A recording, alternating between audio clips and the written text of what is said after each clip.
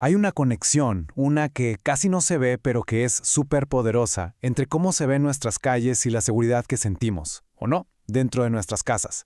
Este análisis va a revelar justo eso, cómo el entorno físico de un vecindario puede darnos la pista clave para entender un problema mucho más profundo. Miren, durante los confinamientos por la COVID-19, mientras todo el mundo se enfocaba en el virus, había otra crisis creciendo en silencio. Se le llegó a llamar la pandemia silenciosa, y se trataba del preocupante aumento de la violencia de género en todo el planeta. La razón suena hasta lógica, pero es terrible. Al forzar a la gente a quedarse en casa, muchas víctimas quedaron literalmente atrapadas con sus agresores, con menos formas de escapar y sin acceso a las redes de ayuda que antes sí tenían. Ok, las cifras mundiales son una cosa, y claro que impactan. Pero para entender de verdad el problema, tenemos que hacer zoom. Vamos a clavarnos en el caso de una colonia en específico, Fomerrey 25, en Monterrey, México. Vamos a ver cómo se vivió esta crisis puerta por puerta, calle por calle.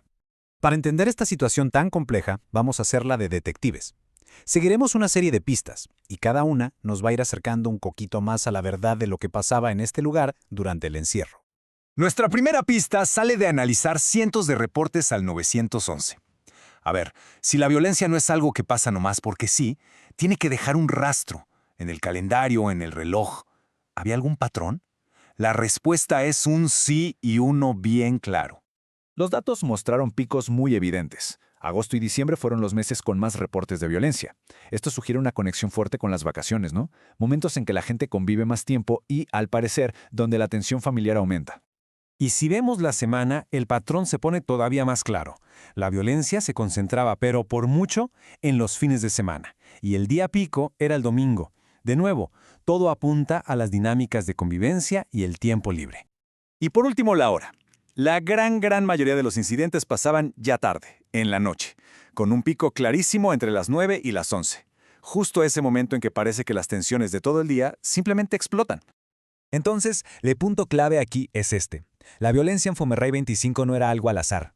Seguía un ritmo, casi un horario predecible.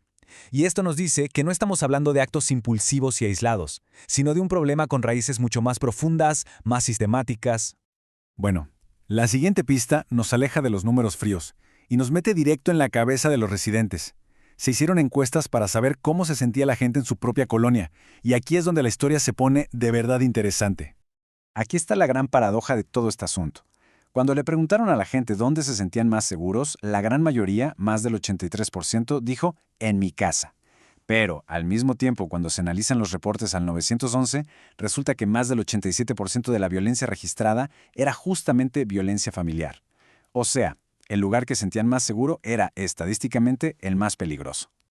Y esto lo deja clarísimo. El miedo estaba afuera. Más del 85% se sentía inseguro en la calle, el 82% en el transporte. La idea general era que el peligro estaba en los espacios públicos y que la casa era un refugio. Este es el rompecabezas que hay que armar. ¿Cómo es posible que el miedo y la realidad estén tan desconectados? ¿Será que el peligro de afuera y la violencia de adentro están de alguna forma relacionados? Necesitamos una última pista para atar todos los cabos. La pista final no está en el tiempo ni en la mente de la gente, está en el espacio. Vamos a ver los mapas de la colonia. Aquí es donde todas las piezas por fin van a embonar y nos van a revelar esa conexión oculta que hemos estado buscando. Pero primero, a ver, ¿qué es lo que se buscaba en el mapa? Se identificaron puntos de vulnerabilidad social, que básicamente son señales visibles de desorden, de abandono. Casi la mitad eran grafitis. Luego le seguían zonas con mucha maleza, casas abandonadas y montones de basura.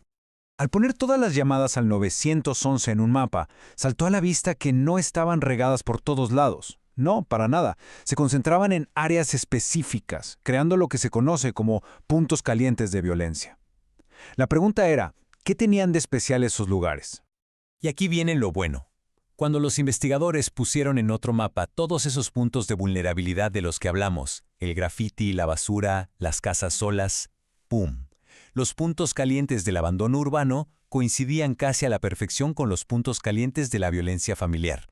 Y no era una simple coincidencia, ¿eh? Era algo estadístico.